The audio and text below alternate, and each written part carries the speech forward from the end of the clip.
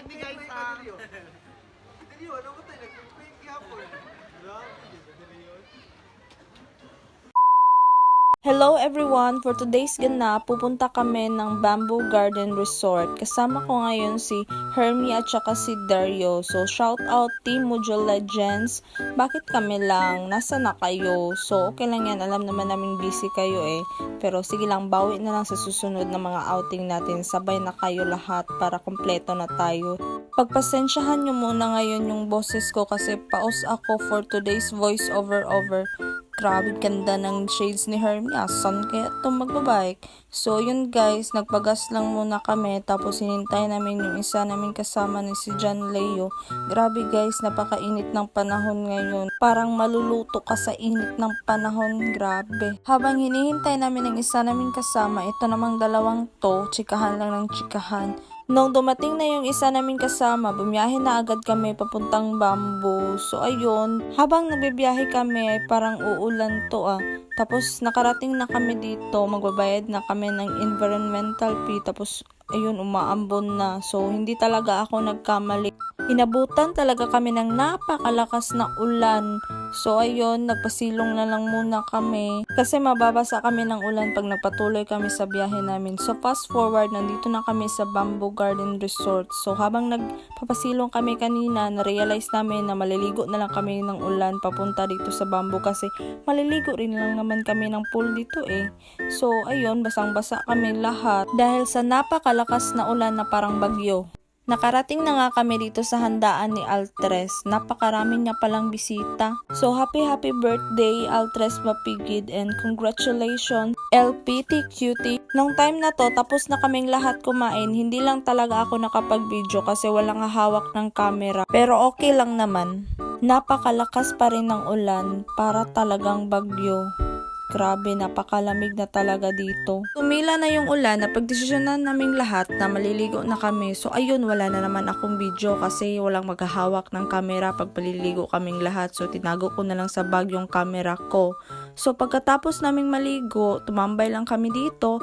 Tapos nagchichikahan, tapos lumapit pa ito si Madam Altres, sabi niya ang ganda-ganda niya daw. So totoo naman pala, pretty naman talaga ito si Madam Altres. O diba, pagbigyan natin kasi birthday niya ngayon. Sayang lang, minsan lang talaga to magpahanda si Madam Altres, hindi pa talaga nakasama yung mga iba naming friends kasi busy rin sila. Sana ay sa susunod naming outing ay kompleto na kaming lahat para mas masaya. Tapos dumating pa tong si Jessa, naghahanap ng lechon, pero sorry Jess, ubos ng lechon ni Altres. Naubos na lahat, inubos namin, char. Kahit saan talaga ako magbablog, palagi talaga tong sumusulpot si Jessa. Sabi ko sa kanya, tingin ka sa camera. So ayun, tumago lang naman. Sabi niya, hi vlog, welcome to my guys. So napag-isipan namin na umuwi na kasi hapon na rin to. Tapos hindi na kami nagbihis kasi baka uulan na naman. So uuwi kaming basa. Pero okay lang naman. Hindi naman ganong malamig kasi wala ng ulan. Tapos hindi pa to umaandar ang motor ni Altres, nalamigan siguro to kanina kasi ang lakas-lakas ng ulan, sama sa relasyon nyo malamig. Kaya hindi nagwo-work. Nung umandar na yung motor ni Altres, bumiyahe na kami pa uwi. Nakikisakay lang pala ako muna ngayon sa motor ni Dario kasi hindi ako nagdala ng motor kasi wala akong panggas pero may panggala. Nung graduate na tong grupo na to, minsan na lang talaga kami magkita-kita kasi yung iba may mga work na at yung iba naman ay may sarili ng pamilya kaya minsan na lang talaga kami magkita-kita nito. Pero kahit hindi nakasama yung iba but still friends pa rin. Kahit hindi na nakakasama sa mga galaan kasi alam naman natin na busy yung iba kaya hindi nakasama. Ito namang dalawang to, mag-best friend talaga to sila since high school sa pagkakaalam ko.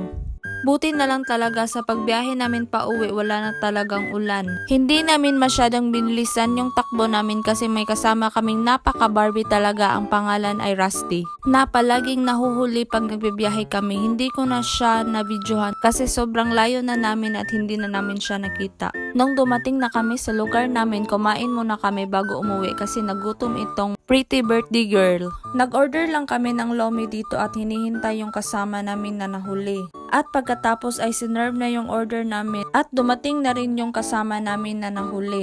At dahil ay kompleto na kami at wala na kaming hinihintay, napag-isipan namin na umorder ng tinapay para pare sa aming lomi na in-order. Tapos ay kumain na kami. Habang kumakain kami ay nagchichikahan lang kami sa ganap ng aming mga buhay. For the kain ng mga person kasi nagutom ang lahat sa biyahe. Kain ka ng marami madam kasi birthday mo ngayon, pabusog ka. At syempre, bibidyohan ko naman yung sarili ko na kumakain. Ilang saglit lang ay tapos nang kumain ang lahat. Nabusog na ang mga person. Busog na po ang aming birthday girl. At syempre, dahil ay Pinoy tayo, magtitira talaga tayo, hindi na lang inubos, nahiya pa talaga. So yun lang guys, bye!